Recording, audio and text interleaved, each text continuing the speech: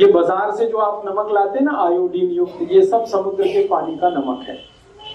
और एक नमक है जो भगवान बनाता है, ईश्वर बनाता है, वो वही नमक है जिसको लाहौरी नमक कहते हैं, सेंधा नमक कहते हैं, कुछ लोग उसको उपवास का नमक भी कहते हैं, फरारी नमक कहते हैं, वो उपवास में इस्तेमाल करने वाला नमक है।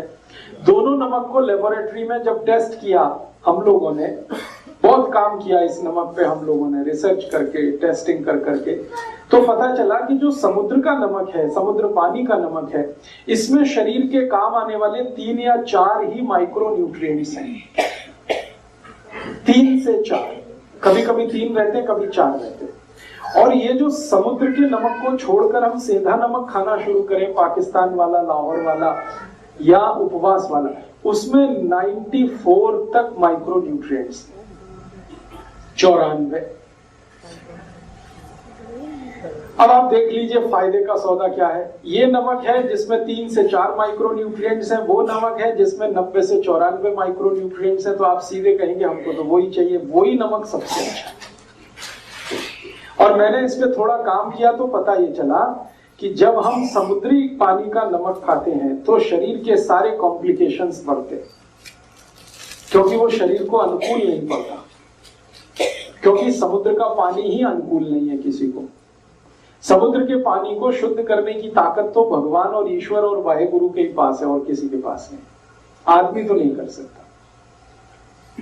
ये समुद्र का पानी जब धूप पड़ती है, वेपराइज्ड होता है, बादल में बदलता है, बादल फिर बरसता है, पानी आता है, वो जो साइकिल है वो ईश्वर की, प्रकृति की साइकिल है, हमारी नहीं।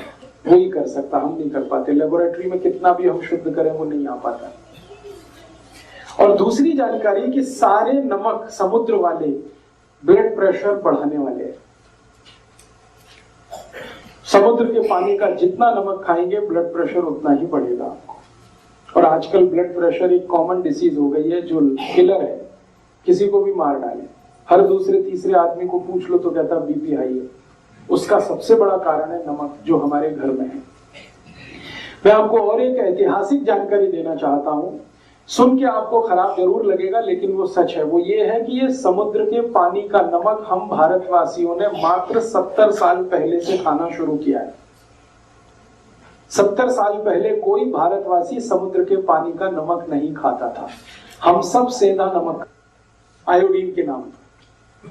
अब समस्या इसमें एक आती है, वो ये कि हमको आयोडीन की डिफिशियंसी है नहीं, क्योंकि हम आधा कटोरी दाल रोज खाते हैं।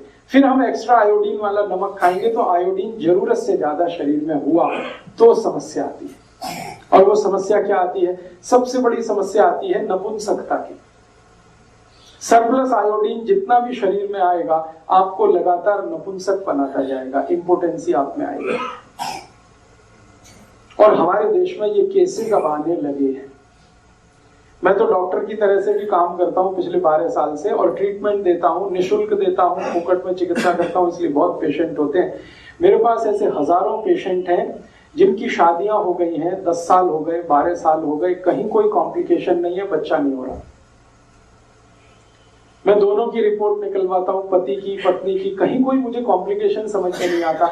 लास्ट में फिर मैं डायग्नोसिस करते हुए आयोडीन का चेक करवाता हूं तो उनके ब्लड में जरूरत से ज्यादा आयोडीन मिलती है। जरूरत से ज्यादा आयोडीन ब्लड में अगर है तो ये क्या करेगी? आपके स्पर्म काउंट कम कर देगी अगर आप पुरुष हैं तो, और अगर स्त्री है तो आपका ओव्यूलेशन का काम खत्म कर देगी, और फिर आप मां या पिता नहीं बन पाएंगे। ऐसे हजारों केस आते हैं। फिर मैं क्या करता हूं, जब मुझे कोई कॉम्प्लिकेशन नहीं लगता, आयोडीन सरप्लस दिखता, मैं उनको कह देता हूं नमक बदल दो, आप ये सेंधा नमक खाना शुरू करो, काला नमक खाना शुरू। 1 साल के बाद वो आते हैं, कहते हैं बच्चा तो हो गया। 1.5 साल में आके कहते हैं बच्चा तो हो गया।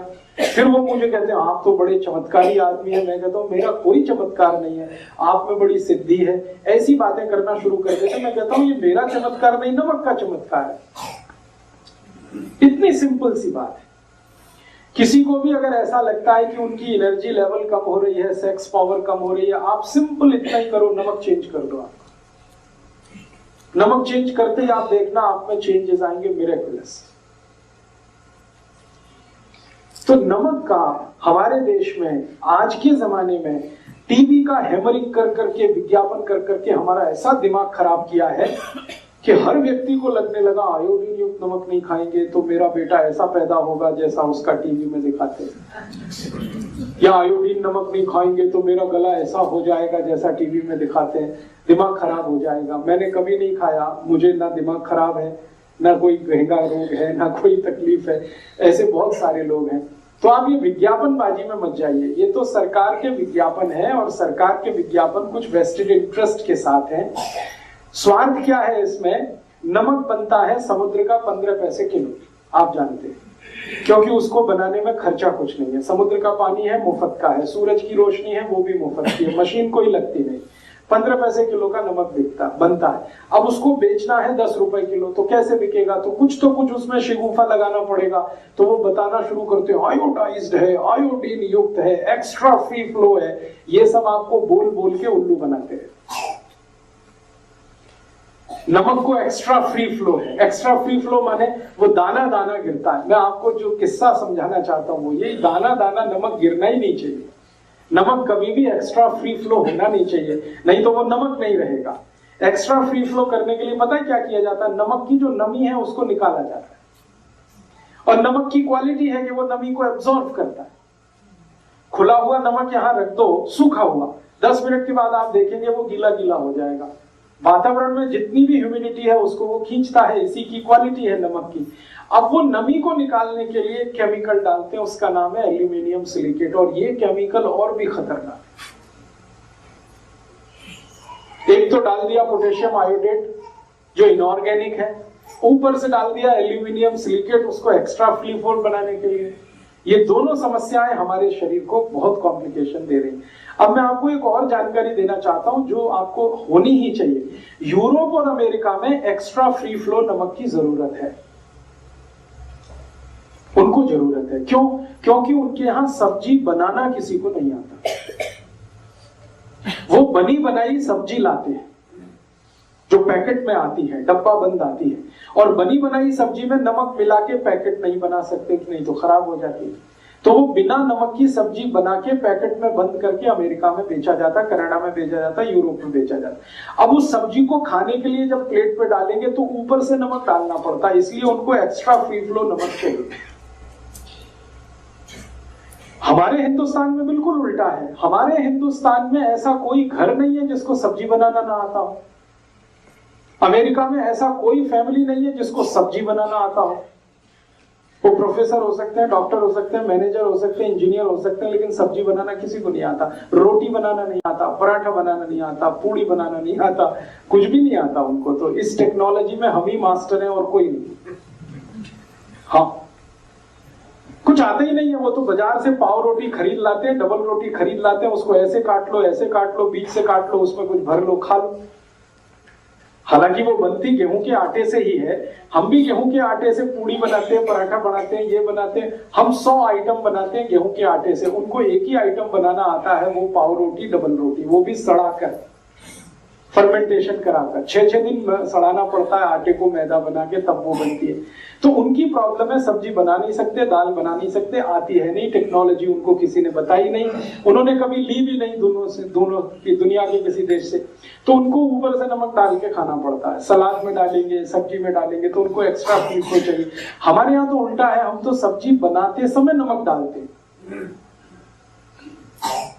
आपको मेरा पॉइंट समझ में आ रहा है? हम सब्जी बनाते समय नमक डालते हैं, हमको एक्स्ट्रा फ्री फ्लो की जरूरत ही नहीं, क्योंकि हमारे यहाँ दाल बनाते हुए नमक डाला जाता है, सब्जी पकाते हुए नमक डाला जाता है। हम सब्जी बनने के बाद नमक डाल के नहीं खाते कभी। हम सब्जी बनाते हुए नमक डालते हैं, उसमें बॉइलिंग आता है, उबाल आता है, फिर जाके हम वो सब्जी खाते हैं। तो हमको एक्स्ट्रा फ्री फ्लो की जरूरत नहीं है, लेकिन सरकार हमको भी जबरदस्ती वो नमक खिला रही है एक्स्ट्रा फ्री फ्लो के नाम पर। तो हमारे शरीर में एल्यूमिनियम सिलिकेट बढ़ता जा रहा है और उसके कारण लंग्स इन्फेक्शन की बीमारियां हैं, दमा है, अस्थमा है, ब्रोंकियल अस्थमा है, ट्यूबरकुलोसिस है, क्योंकि एल्यूमिनियम सिलिकेट बहुत खराब केमिकल है। एल्यूमिनियम का ही नाम आप जानते हैं, वो बहुत खराब है, हैवी मेटल है, वो सब डिपॉजिट होता है, फ्लश आउट नहीं हो सकता बॉडी से। इसलिए मेरी आप सबको हाथ जोड़कर विनती है कि जो जिंदगी भर आप स्वस्थ रहना चाहते हैं तो